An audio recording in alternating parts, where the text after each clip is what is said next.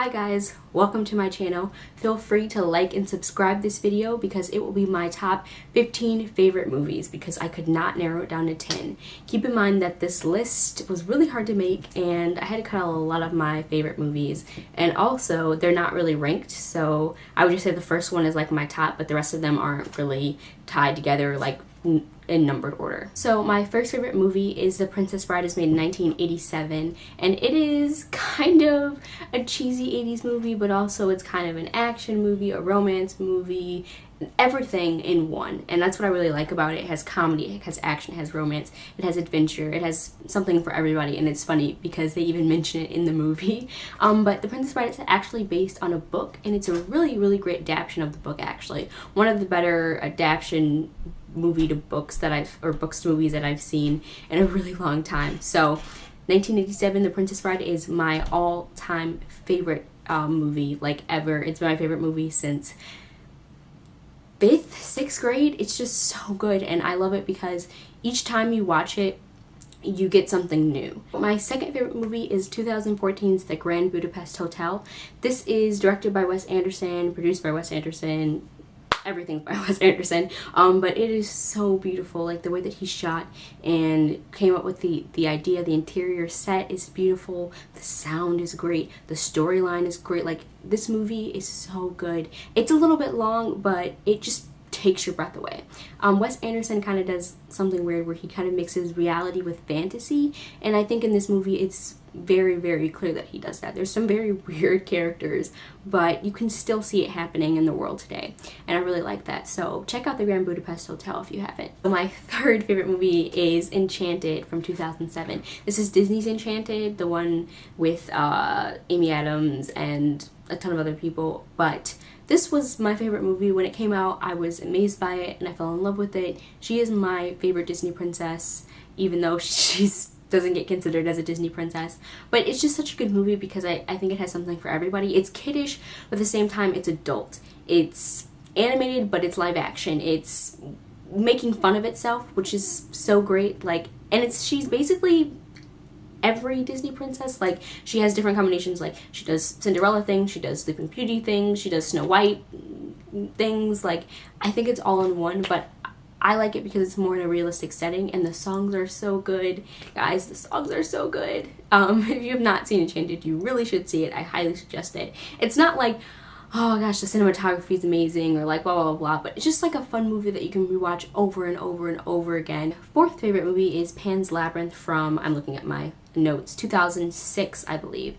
And actually, this was a recent movie that I'd never seen. I probably watched it like 4 months ago, and I regret it so much. I think I was always scared to watch it because when I was younger, it kind of looked scary in the trailers, but it is so good. It's very dark, very gritty, very realistic, and it's not maybe the ending that you would want or the beginning. It's very interesting, but it's such a good movie from the fantasy to the special effects to the makeup. Like, it's just such a brilliant and beautiful movie, and it is in Spanish, so you do have to read subtitles, but I didn't find that an issue at all. It's just so engaging that I had no problem reading subtitles.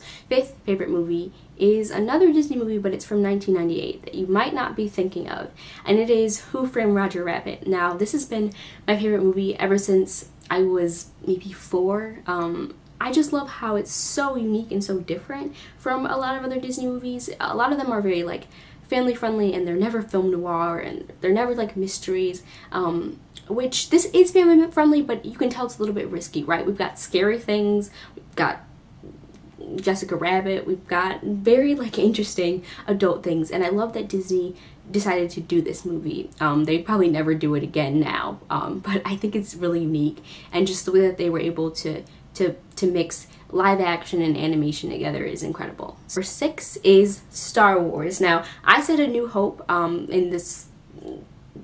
I really don't care. I would say all of the original movies back past 2000 are my favorites. I couldn't judge, but I would say A New Hope is the best one in my opinion.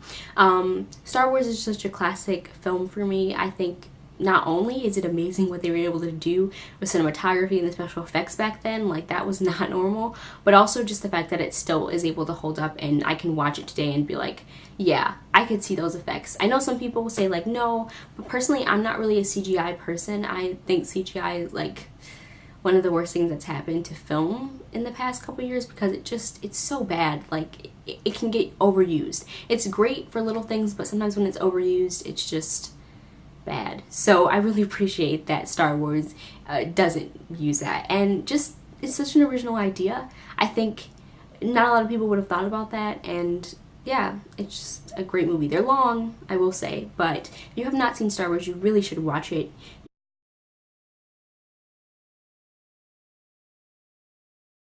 So number 8 is another 80s film, actually, from 1986. It is Ferris Bueller's Day Off. Now, I know you're probably thinking, but Lene, you have The Breakfast Club up on your wall. Yes, I do. I do love The Breakfast Club, but I love Ferris Bueller's Day Off more. I just couldn't find a Ferris Bueller's Day Off poster.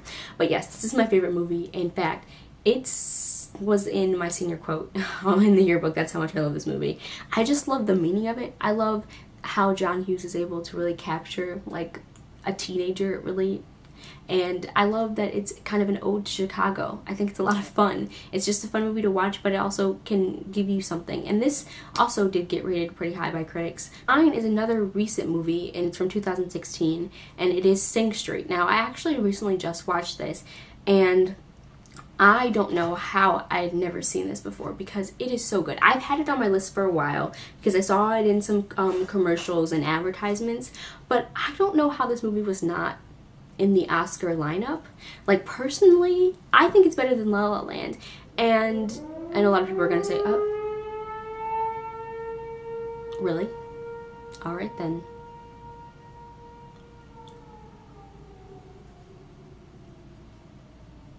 I know a lot of people are going to be shocked by that, but I personally don't like La La Land. I think it's pretty overrated, but Sing Street kind of incorporates some of those same ideas that La La Land has and puts them in a different setting. Basically, they're in, I think, Ireland? I want to say Ireland, and this guy really likes this girl, but she's like a year older than him, and I think he's like 15, and he basically says, oh, I'm in a band, to her, and she's like, oh, you're in a band? And he's like, oh yeah, I'm gonna drop a tape off to you. It's in the 80s, a cassette tape off to you. And she's like, all right. And so basically he forms a band around this whole idea of her, and the band actually ends up being really good. The songs in the movie are incredible. They're more like rock band 80s, but they're so good.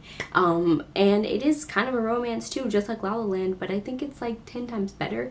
I don't know, I think it just really captures family life, being a teenager, adolescence, wanting to be something. Like, it's just so good.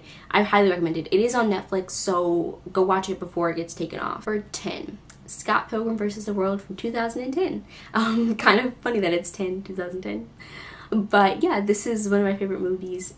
I wouldn't say like it's not like beautiful or like the cinematography. In some cases it really is, but I think this is one of the first movies that captures a video game in the right way. It's funny, but yet it has serious moments. It has action. It has those like weird, like comedic, nerdy things that I really enjoy, and I just think the casting is incredible. Like, everyone in that movie, everyone in the casting is so good. Like, it's so perfect. And it was a comic book series. It still is. You can go and read it. It's just Scott Pilgrim, and then they changed it and they kind of combined all the books into one with the movie, but I think they did a pretty good job. There's some things that, of course, but it's so good, and I wish it would have gotten a second movie because they just do an incredible job with it, and I'm in love with this movie. Number 11 is Spirited Away. This is from Hayao Miyazaki, and it was made in 2001, I believe. This is part of Studio Ghibli. This Studio Ghibli studios in Japan. They make a ton of incredible movies. Really check them out if you haven't. So good, especially if you want to get into anime. I would say this is the first start to really help you, because I find that a lot of anime series can be kind of daunting and hard to find and a little bit too weird for people. So I recommend Studio Ghibli because it's so good. But Spirited Away is basically about this girl who is 10 years old. I think she's around 10. And she kind of has a bad attitude because she's moving away from all her friends and family, right? But when they're driving away from their past house, they notice this abandoned theme park, and they walk in. And that's kind of where it kind of starts off. I'm not gonna say too much because it's gonna spoil it. It is beautiful. Like, this movie is so beautiful. The animation is one of the better animations I've ever seen. I would say that this animation is sometimes even better than Disney, which is pretty hard for me to say, but it is beautiful. Number 12 is 2012's, see what I did? 2012? The Artist. The Artist is actually really interesting. It did win a couple of awards at the Oscars, I think, but like I said, awards, blah. But this movie is interesting because it's a silent film. I think maybe the last minute of the movie isn't, but the rest is completely silent. There's text, and it's made just like a silent film would be made, but it's really brilliant because of that. And it actually, when I watched it, I didn't think I was gonna like it that much, but it kind of sucks you and draws you in into the film and engages you. I was never bored. I never felt like, ugh, I'm reading words. Like, it was just always so interesting. Number 13 is 1939, The Wizard of Oz. Now, this movie is incredible not only because of its rich production history and all the things that happened and went wrong with it, but also just because it's a beautiful movie in itself. And it's kind of crazy to know that when The Wizard of Oz first came out, it wasn't that big of a hit. In fact, it kind of flopped. It wasn't until I think people got color televisions that they saw how beautiful this movie is, because before, when you watched it, you couldn't always see the switch from black and white to color. I hope that you've seen The Wizard of Oz. I feel like everybody has seen it, but if you haven't, it's just so good. Number 14 is a Pixar movie, actually, from 2007, and is Ratatouille. I know not a lot of people love this movie. It's kind of underrated. People do like it, but I think a lot of people like Up and they like A Bug's Life, and I totally get that. I love Up as well. But Ratatouille has always been a favorite of mine, and I think even over the years it's grown. And I love the message in Ratatouille that anybody can do anything, if you put your mind to it. Last and favorite movie, of course I have more, is 1985's, again, I really like 80 movies, Back to the Future, by Robert Zemeckis. Well, produced and blah blah blah by him, and then directed by Steven Spielberg. This movie is brilliant, like, so good, such an original plot line. The characters are great. I love this movie with all my heart. In fact, I go to conventions and stuff to see the car and to go to panels about it, and I just love this movie. It's brilliant. The production history is really rich, but the movie in itself is just really fun. There is Back to the Future 2 and 3. They're not bad, but I would say that the original is the best. If you have not seen Back to the Future, why are you on this video? You need to go see Back to the Future, alright? I can't talk to you anymore if you haven't seen this movie. I hope you guys enjoyed my list, and if you have favorite movies, please listen down below, and don't forget to like and subscribe. Thanks for watching. Bye.